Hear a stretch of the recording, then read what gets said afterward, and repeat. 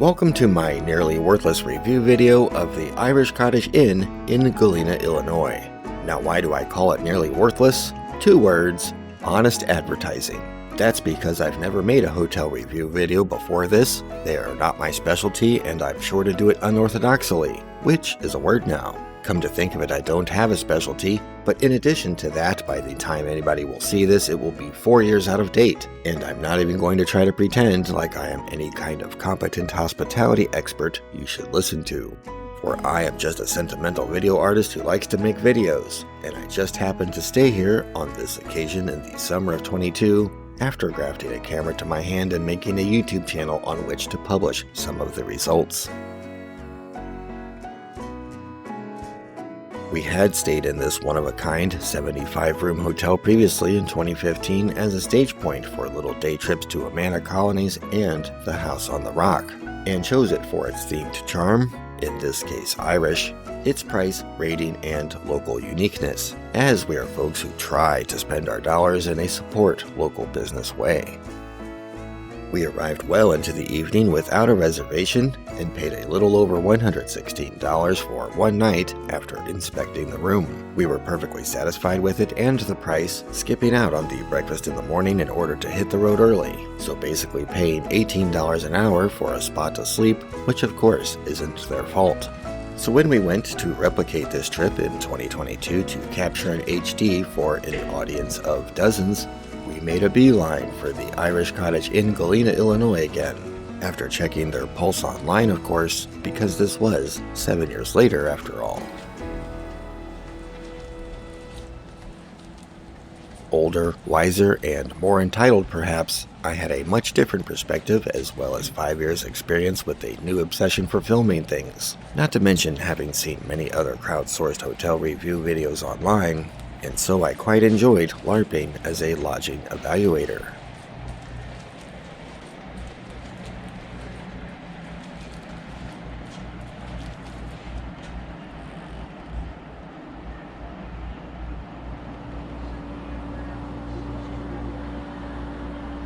You can see here some attempt to record the condition and amenities of the room, but not really because I don't have a proper checklist of things to look for. The room and bathroom seemed perfectly clean and mold-free to me. I inspected key areas and found nothing off-putting, but didn't exactly get out any white gloves or blacklit bacteria spectromotronalizers either.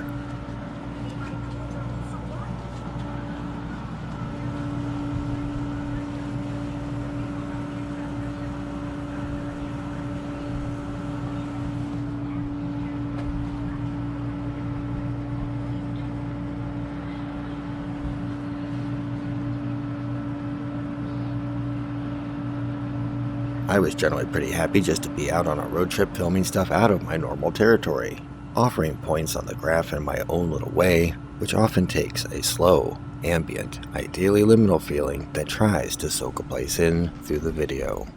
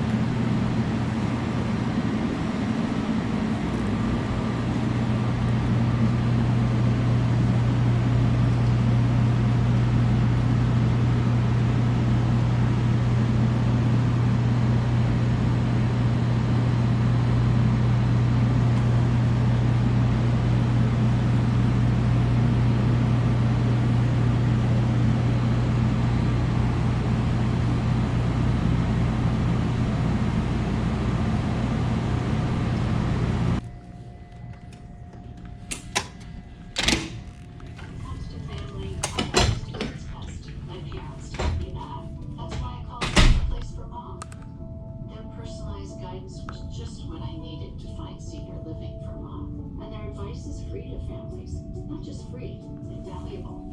Our advisor gave us options based on our needs and budget, guiding us to the best decision. I never expected a free service to make such a difference. Our service comes at no cost to your family. Connect with us today. July 4th, celebrate with fireworks and music from Pitbull, Mary Morris, Machine Gun Kelly, Journey, Gloria Estefan, T-Day, The Doobie Brothers. Celebrate the 4th in America.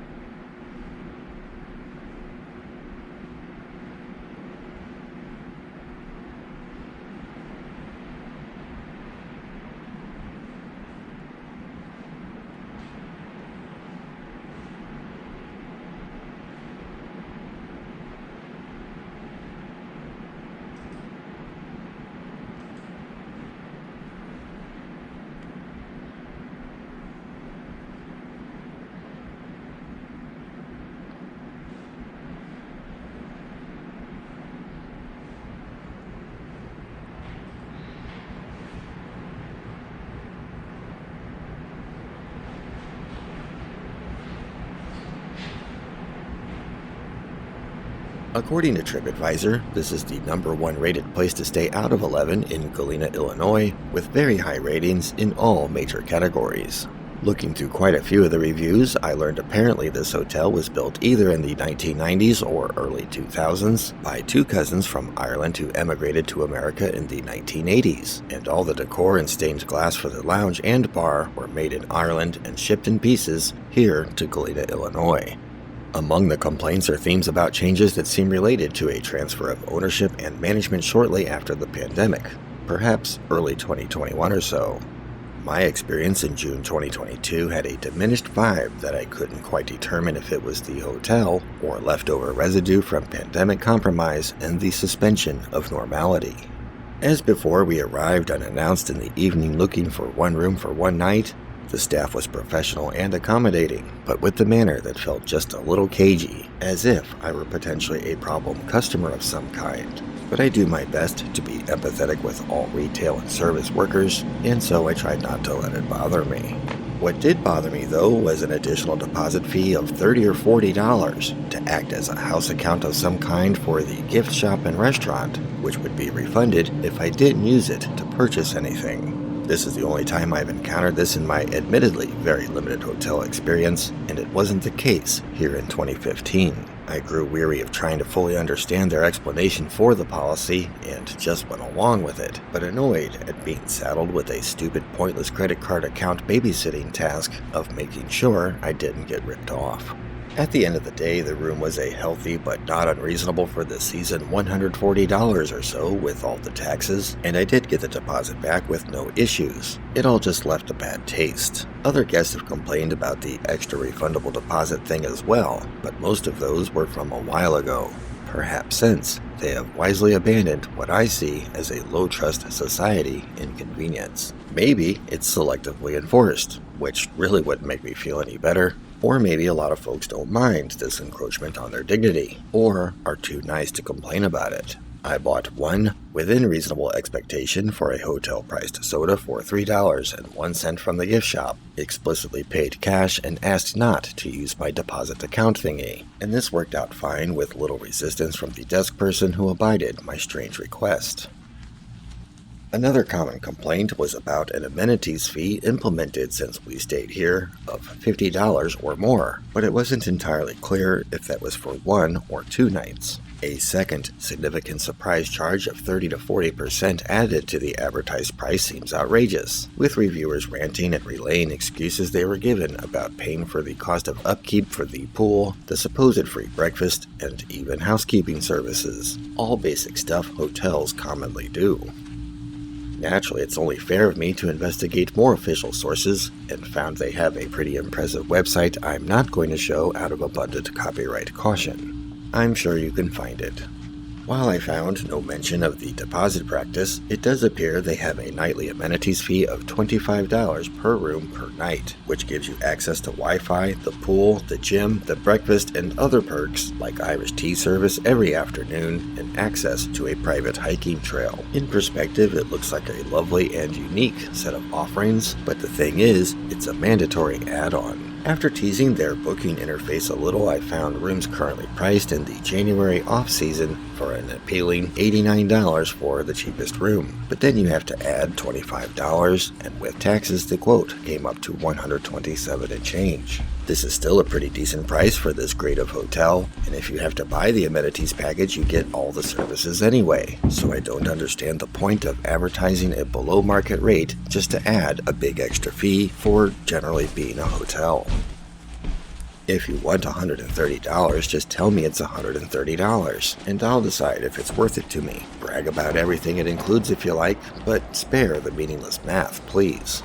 Guess how I feel about resort fees in Vegas. The only other real criticisms reviewers had were the low lighting, which I personally like, and the included breakfast. Some people praised the sunrise spread, but I must say I had the less than thrilled experience similar to that of others who provided more elucidating details. I like breakfast food, if not really a breakfast person, but when it's offered as part of something else you paid for, pragmatism kicks in, and taking advantage of some free calories seems responsible. And it's a nice vacation thing I do enjoy, where I can sample things I rarely have at home. This being the first hotel review video I've ever attempted, I did a pretty lousy job filming breakfast, partly because I'm pretty self-conscious about a camera making other people self-conscious, which I strive to avoid even to the detriment of the film, but also partly because the breakfast was pretty thin and lousy with little to show that would make it appealing.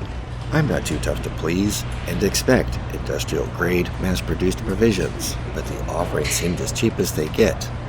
Probably the worst hotel breakfast I've seen in recent memory, come to think of it, and I skipped over a number of anemic-looking things I normally like that I'm not sure the staff who prepared it would eat if it were free and they were short on rent. I begrudgingly found the 2 least unappealing things, just to feel I was getting some value. But that's really the worst of it, and I don't want to disparage the workers doing their best with what they have to work with. My only other observations include pretty low occupancy in the high summer tourist season, but at least the pool didn't smell too much like chlorine, which is good, because chlorine smell doesn't come from the chlorine you know. FYI, the prices at the Irish Cottage Inn appear to creep up towards the summer, to about $159 per night for the same, least expensive room, plus the $25 of course, and say $20 worth of tax. So about $205 for what we got for $140 back then, which is pretty reflective of the inflationary elephant. However, the impression I get, again only based on little old me skimming some reviews like an armchair quarterback, is that this supposed new management and its curious school of thought regarding consumer payment processing has been facing its share of challenges in the post-pandemic hospitality industry, but have so far persisted through and delivered a quality experience to the praise of many. 2022 may have been one of their rougher years, and maybe they've been fighting to improve ever since, striving to reach a standard that commands a premium price. Overall, I did enjoy the Irish Cottage, would suggest it to others, and would not object to staying here again for a good rate without the deposit nonsense, but after 2 pleasant and memorable stays, I'd be keen to sample somewhere else. Thank you for watching.